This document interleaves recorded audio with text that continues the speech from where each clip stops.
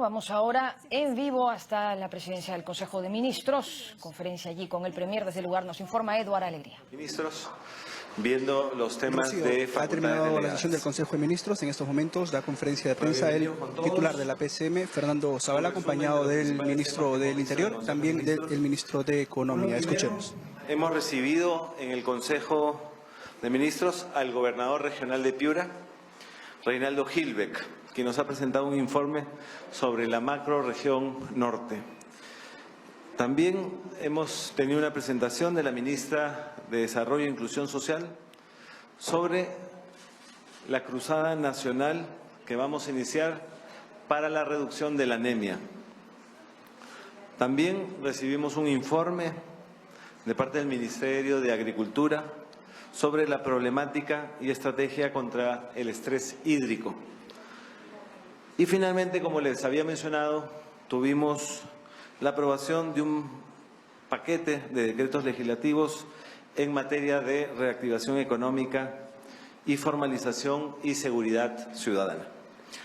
Sobre el primer punto, el gobernador regional de Piura, como recordarán, esta es una iniciativa en la cual todos los primeros miércoles del mes el Consejo de Ministros recibe a un gobernador regional de cada macrorregión del país.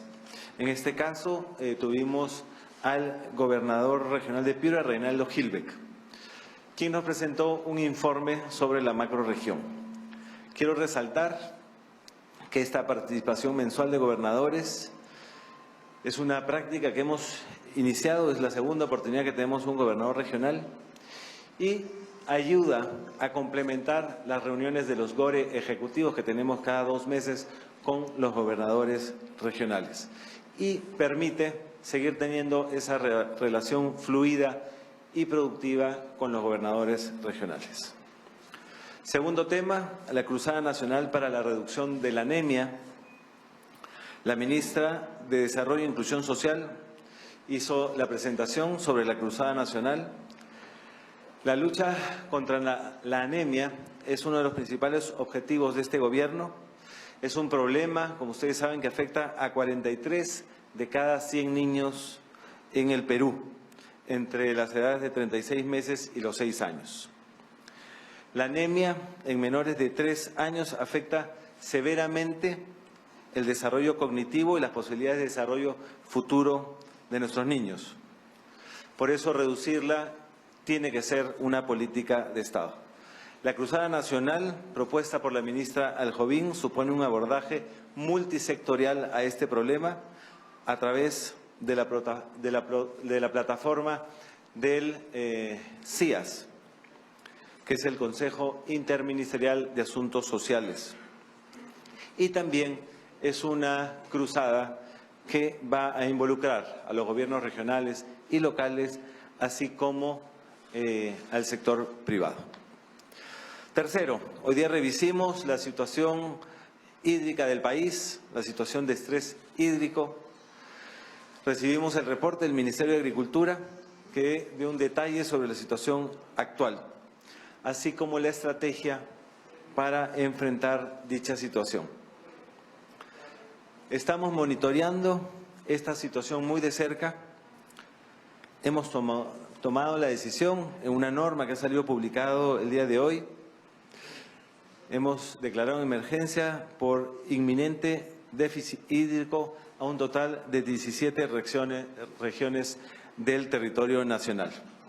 Con esta declaratoria de emergencia vamos a poder implementar medidas de urgencia de la mano de los gobiernos regionales. Como cuarto punto está el paquete de decretos legislativos que se han aprobado el día de hoy. Esto lo hacemos en el marco de las facultades legislativas delegadas al Poder Ejecutivo mediante la Ley 30.506. Un primer decreto legislativo aprueba la Ley de Prevención y Eliminación de Barreras Burocráticas. Voy a dejar al presidente de Indecopi, Ivo Gaglufi, que explique la importancia de esta norma que hemos aprobado hoy día en el Consejo de Ministros. Ivo. Gracias, Premier. Buenas tardes. Efectivamente, el día de hoy hemos aprobado lo que se puede denominar también como la ley antibarreras. Es una norma sumamente importante para la ciudadanía porque lo que está haciendo en primer lugar es unificar toda la normativa que existía de manera dispersa en la legislación peruana y le está estableciendo en una sola norma que adicionalmente tiene una estructura muy clara porque contiene las definiciones, el procedimiento que se sigue en un caso de barreras burocráticas, los principios de barreras burocráticas, etcétera. Y un tercer aspecto importante vinculado con la técnica que se ha empleado en esta norma es que no solamente es una norma que se limita a reaccionar contra las barreras burocráticas, eliminándolas, sino que también está proponiendo un trabajo preventivo y de persuasión a la administración pública para evitar que esas barreras existan. Un segundo tema importante para tener conocimiento es que las principales novedades son, en primer lugar, el hecho de que cuando el Indecopi ahora declare una barrera burocrática ilegal contenida en una norma, ya no va a ser solamente inaplicada al caso concreto de quien la denunció, sino que además va a irradiar con efectos generales a todos. En otras palabras, si yo, por ejemplo, solicito o presento un procedimiento, hizo un procedimiento ante la administración pública y cuestiono el hecho que me estén cobrando una tasa demasiado elevada porque, por ejemplo, supera la UIT y el Indecopi declara fundado ese cuestionamiento por ser una barrera burocrática ilegal, luego a ninguna otra persona o ciudadano le pueden exigir ese requisito. Esa es la inaplicación con efectos generales que trae como principal novedad esta normativa. Si me permite, Premier, ¿explico otros temas o es lo más importante? Otros temas importantes para aprovechar el espacio es que esta norma está planteando además que aquellas personas, ciudadanos o gremios que quieran presentar una denuncia lo puedan hacer de manera anónima, es decir, que puedan presentarlo vía denuncia informativa con la posibilidad de ellos reservarse la identidad. Esto a fin de evitar que puedan considerar algún tipo de retaliación por parte de las entidades. Otro tema muy importante es que esta norma resuelve la discusión o el dilema de Estado versus Estado. Es decir, que con esta nueva norma, cuando alguna entidad que pierda el caso ante el Indecopi quiera acudir al Poder Judicial para cuestionarlo, va a pasar principalmente por dos filtros. El primer filtro es que el procurador público de la entidad va a tener que solicitar autorización a la máxima autoridad del sector o del pliego. Y el segundo filtro es que adicionalmente se va a tener que pedir aprobación al Consejo de Ministros para ir en vía judicial. El procurador ya no va a tener responsabilidad en caso que no acuda en vía judicial para cuestionar el tema. Es una seguridad para ellos también. Y por último, lo que propone la norma son actos de persuasión. Estamos proponiendo a través de esta normativa, en primer lugar, que sean las propias entidades que de oficio levanten las barreras a pedido del Indecopi. Vamos a identificarlas, notificarlas y pedir el levantamiento. Y en segundo lugar, vamos a crear un portal web con todas las resoluciones en barreras burocráticas y finalmente rankings negativos y positivos donde se puede apreciar qué entidades tienen muchas barreras fundadas, pero también qué entidades han levantado de manera voluntaria las barreras para que la ciudadanía sepa que están trabajando en favor de ellos. Muchas gracias, Premier. Gracias. Recordarán que hace unas semanas presentamos el primer paquete de simplificación. Hoy día, con esta norma, continuamos en esa línea. Y quizás para explicar lo que es inaplicación general, hoy día, si yo hago un reclamo sobre una barrera ilegal y se me da la razón, esa decisión solo se aplica a mí. Si hay alguien en la misma situación que yo, es decir, que ha identificado una barrera ilegal, tiene que volver a presentar un caso ante el Indecopi. Eso es la situación de hoy. Y a partir de mañana, con este nuevo decreto legislativo, si yo hago un reclamo sobre una barrera ilegal y me dan la razón, esa decisión no solo será aplicable a mí, sino a todos los ciudadanos peruanos. Así que esta es una nueva norma que busca realmente simplificar el sistema administrativo en beneficio de los ciudadanos. Una segunda norma que hemos aprobado el día de hoy en el Consejo de Ministros tiene que ver con la nueva Ley General de los Bomberos que va a pasar a explicar el Ministro del Interior. Buenas tardes. Como ustedes saben, el Cuerpo General de Bomberos pasó al sector interior hace un tiempo ya, ello en la medida en que es parte sustantiva del sistema de seguridad ciudadana en el Perú. Los bomberos arrastraban un problema muy serio. Esta norma la hemos hecho en diálogo y colaboración con ellos para que trate de expresar sus necesidades y problemática. Ellos arrastraban un problema muy grave porque, con una norma anterior, la ley que los regía los había convertido en funcionarios públicos a todos los bomberos, con lo cual, sin cobrar, eran funcionarios públicos que no cobraban y estaban sujetos a procesos administrativos, a regulaciones de todo tipo, lo que llevó a un montón de problemas, desde corrupción, procesos agentes. Por ejemplo, un bombero voluntario no podía contratar con el Estado porque se le consideraba funcionario público. En fin, una serie de distorsiones. Esta nueva norma, hecha en coordinación con ellos, acaba con ese problema, fortalece la autonomía y la independencia del Cuerpo General de Bomberos, crea la Intendencia de Bomberos como una dirección del Ministerio del Interior dedicada a apoyar a los bomberos, pero ya los bomberos no tienen el problema de tener que asumir el tema de ser funcionario público y, como digo, un funcionario público con todos los problemas que ello trae, pero ninguna de los beneficios que ello trae. Eso ha sido eliminado y se han aumentado significativamente los beneficios a los bomberos en varios temas.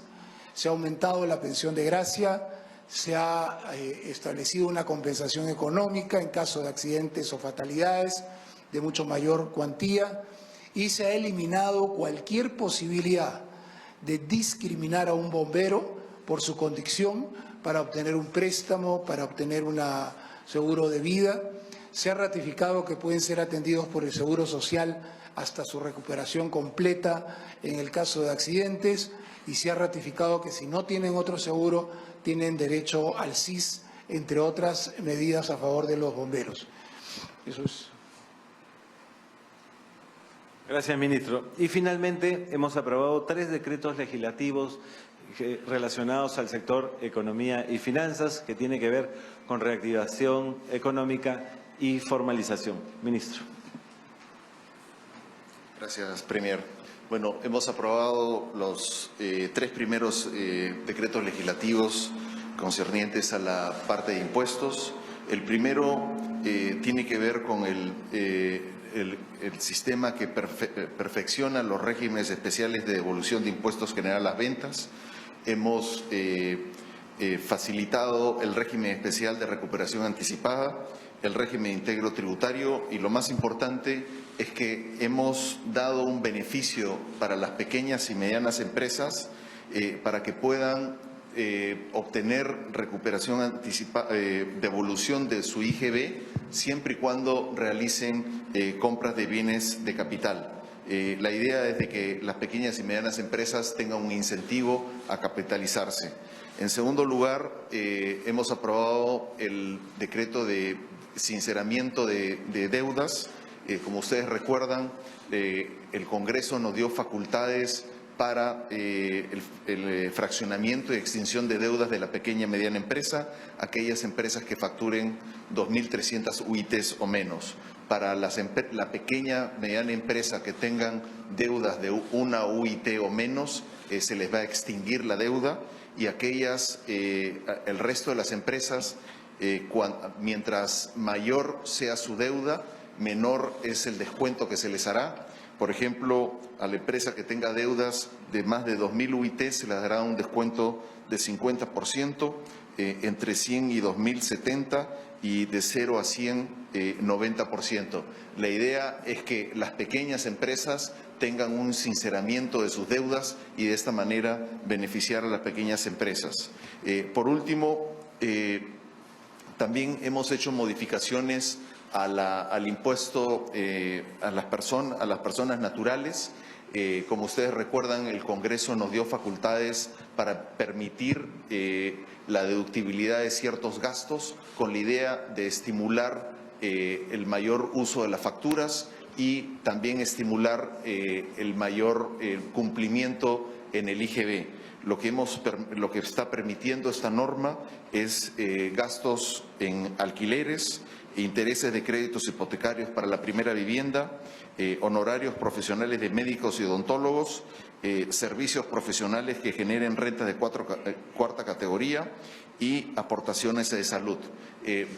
Vuelvo a insistir, esto es para aquellas personas que quieran deducir más de los 7 UITs, que hoy día la norma se lo permite, y podrían deducir 3 UITs más. En total tendrían una deductibilidad máxima de 10 UITs. Las 3 UITs adicionales tendrían que estar acreditadas con facturas en los rubros que acabo de mencionar. Gracias, Premier. Empezamos la rueda de preguntas con Lourdes Paucar de Canal N. Buenas tardes, ministro. Primero que nada, yo quería pedirle que por favor precisara lo del decreto de urgencia para el problema de la escasez del agua. Quería saber específicamente en qué regiones iba a regir, si es que se les iba a destinar un monto determinado, a partir de cuándo también. También quería preguntarle, ya se lo han preguntado antes creo, pero de todas maneras quería reiterar la pregunta, si es que el gobierno sería o evaluaría hacer una cuestión de confianza en caso de que el Congreso, que está interpelando a Jaime Saavedra en estos momentos, decida una eventual censura.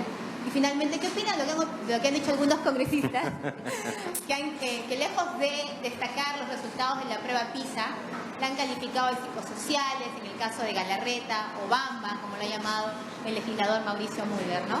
A ver, sobre el tema del estrés hídrico, eso ya es una norma que hemos publicado el día de hoy. Estamos hablando de 17 regiones. La norma está publicada en el diario El Peruano. Lo que hemos hecho hoy día en Consejo de Ministros es revisar cuáles son las acciones que vamos a trabajar de la mano con las regiones para paliar en algo la situación que tenemos y también ver de prevenir, organizarnos mejor para problemas en el futuro.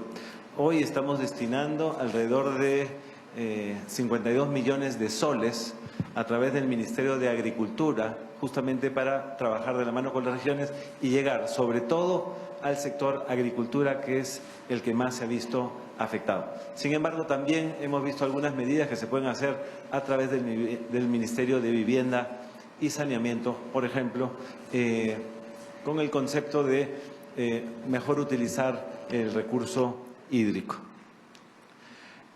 Sobre el tema de la interpelación, hemos estado en algunos momentos siguiendo, o también nos han informado, hemos visto a un ministro Saavedra respondiendo con solvencia las preguntas. Como siempre hemos dicho, nosotros apoyamos el trabajo que viene haciendo el ministro Saavedra y apoyamos el trabajo y tenemos clara la honestidad del ministro Saavedra. Estoy seguro que esta interpelación, que es ir a informar sobre temas particulares, ha ayudado a los congresistas y a la población de enterarse sobre temas particulares del sector de educación y sobre todo lo que se está haciendo para mejorar la educación en el Perú. Una muestra de esas mejoras que se han dado es justamente los resultados de la prueba PISA que hemos tenido en los últimos días. Hay que analizar con cuidado esos resultados. Si encontramos, por ejemplo, hemos mejorado casi 14 puntos en matemáticas y tantos otros en comprensión lectora. Así que creemos que estamos en el camino correcto. Sobre el tema de la cuestión de confianza, como lo mencioné en algún momento, esas son especulaciones. Estamos seguros que vamos a tener, una discusión alturada en el Congreso luego de la interpelación y justamente esa discusión que se está dando en estos momentos. ¿Alguna pregunta más será? Transmisión en vivo de TV Perú desde la presidencia del Consejo de Ministros. Se utiliza a nivel mundial, es una prueba reconocida que mide la evolución del sector educación para todos los países. A algunos países no les gusta. Nosotros cuando estuvimos en el último lugar hace algunos años no nos gustaba mucho. Hoy día vamos avanzando. Creemos que estamos en el camino correcto. Edward Alería de TV Perú. Premier, buenas tardes. Estamos en vivo para TV Perú. Si bien es cierto, usted ya se ha referido a las respuestas del ministro Saavedra y que confía en el diálogo después de esta interpelación, el congresista Müller ha señalado que la posibilidad de la censura está latente y es posible. De llegar a ese escenario, ¿sí se evaluaría la cuestión de confianza? Es una pregunta. Y la otra, quería aprovechar que está el ministro del Interior, el ministro Basombrío. En lo que va del año hay una denuncia que los fiscales han sido amenazados hasta en 15 oportunidades, o 15 fiscales han sido amenazados de muerte. Y teniendo en cuenta que hace poco se ha asesinado un fiscal en San Martín, ¿qué medidas concretas se van a adoptar al respecto? Sobre el tema de la cuestión de confianza, es nuevamente una especulación. Nosotros creemos en los mecanismos democráticos como el que existe hoy de la interpelación. Estamos seguros que el Congreso recibirá bien las respuestas que ha dado a dar el ministro Saavedra sobre dos temas puntuales, pero además el ministro Saavedra está respondiendo otras preguntas que tienen que ver con su sector. Estoy seguro que eso va a ser de plena satisfacción del Congreso. Sobre el tema de los fiscales, varias cosas. La primera es que el caso del fiscal de Moyobamba lo hemos resuelto enviando un equipo especial de investigación de la policía que ha hecho un trabajo que felicito. En una semana ha resuelto el caso. No se trataba de un fiscal amenazado por el crimen organizado. Es un fiscal que ha muerto en el contexto de una disputa patrimonial. Había una disputa por la propiedad de una discoteca, la otra parte quiso vengarse y lo asesinaron. El fiscal supremo, el fiscal de la Nación había estado horas antes con él porque había visitado a Moyobamba y el fiscal no le había manifestado ninguna amenaza del crimen organizado porque no existía. A la vez es cierto que ahora hay amenazas a jueces y fiscales por detenidos por crimen organizado. Y eso tiene una explicación muy concreta. Hasta hace unos meses no se estaban haciendo operativos importantes contra el crimen organizado y en los últimos 3 meses hemos puesto en práctica 35 operativos contra el crimen organizado que han permitido la detención de muchísimos miembros de estas organizaciones criminales. Si ustedes quieren, es un subproducto de empezar a trabajar con fuerza contra el crimen organizado. Antes no había, porque no habían esos operativos contra el crimen organizado. Ahora que los estamos golpeando con fuerza, ellos quieren respondernos el golpe amenazando a fiscales y jueces. Estamos haciendo coordinaciones para proteger, en la medida de las posibilidades, a los fiscales y a los jueces. Pero como he manifestado en reiteradas oportunidades, invocamos al Poder Judicial, de quien depende este asunto, y del Ministerio Público, de quien depende este asunto, de traer los casos graves a Lima, a algunos juzgados especiales, a los cuales les podamos dar una protección mucho mayor. Esa es la solución a nuestro juicio que hay que hacer. La ley de crimen organizado lo permite e invocamos y reiteramos. Permítannos traer esos casos graves a Lima, un lugar, 3, 4 juzgados, un grupo de fiscales especiales pequeños, a los cuales podemos dar todas las garantías de protección para evitar que estos delincuentes los amenacen y les pongan a hacer daño. No podemos proteger tan bien como quisiéramos a fiscales dispersos en todo el país viendo distintos temas. Esa es una ventaja que le estamos dando al crimen organizado e, insisto, invocamos para que esta medida, que depende del Poder Judicial, del Ministerio Público, se ponga en práctica de inmediato y nosotros ahí sí podamos garantizar la seguridad adecuada al más alto nivel a todos los involucrados. Rocío La Rosa, del diario El Comercio. Buenas tardes.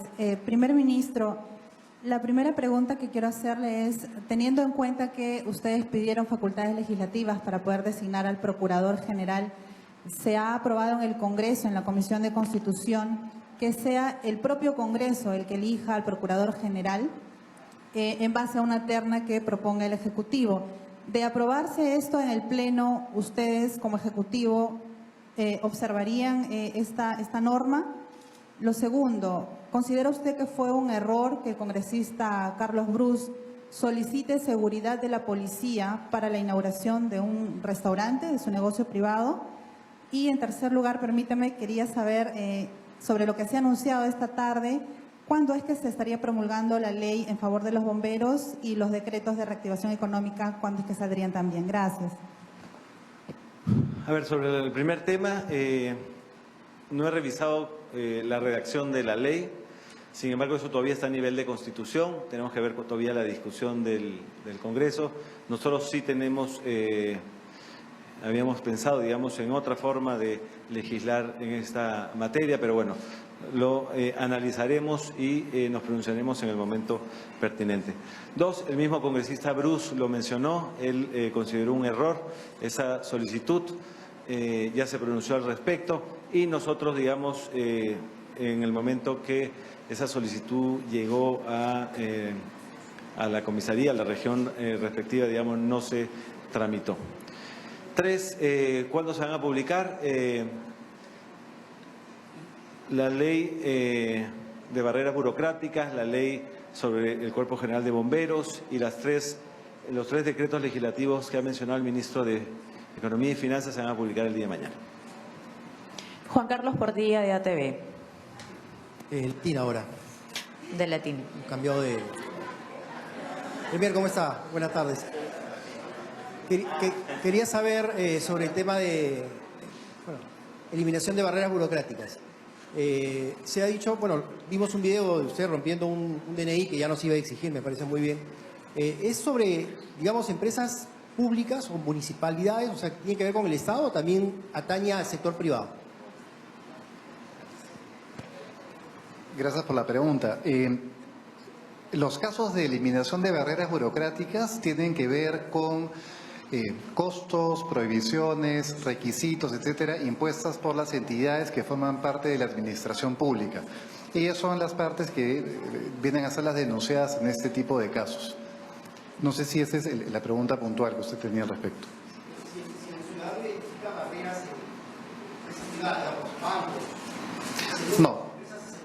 No, por eso mismo. O sea, en los casos de barreras burocráticas se parte de la premisa que una barrera burocrática, exacto, es una exigencia, un requisito, un costo o una prohibición establecido por una entidad que forma parte de la administración pública, pero no el sector privado. Última pregunta de Óscar Cornetero, del diario Correo. Y esa administración pública puede ser gobierno local, regional y también el nacional, es decir, los ministerios. Sí, Premier, ¿qué tal? Buenas tardes. Dos consultas. La primera, por favor, con relación a este caso del congresista Carlos Bruce. ¿Cuál es su opinión de ser el caso que el congresista sea llevado ante la Comisión de Ética? E incluso el congresista Becerril ha indicado de que podría ser desaforado. Y lo segundo es de que, de ser el caso, el ministro Saavedra sea censurado, si ya piensa en algún otro nombre para el reemplazo. A ver, eso es un tema sobre el tema del congresista Bruce, yo creo que él ya reconoció su error, es un tema que le compete directamente al Congreso. El tema de la censura es una especulación, nosotros estamos convencidos de que el ministro Saavedra ha dado explicaciones importantes al Congreso y a la ciudadanía, estoy seguro que el Congreso va a saber valorar. Quizás si hay alguna pregunta para el ministro de Finanzas, podríamos aceptar una más.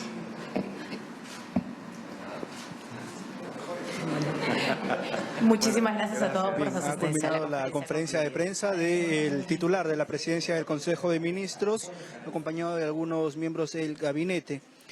Ha señalado que se ha recibido al presidente regional de Piura, también ha mencionado la Cruzada Nacional para la Reducción de la Anemia, la estrategia para enfrentar el estrés hídrico y algunas medidas para la reactivación económica, la formalización y la seguridad ciudadana. Nuevamente, estudios, adelante.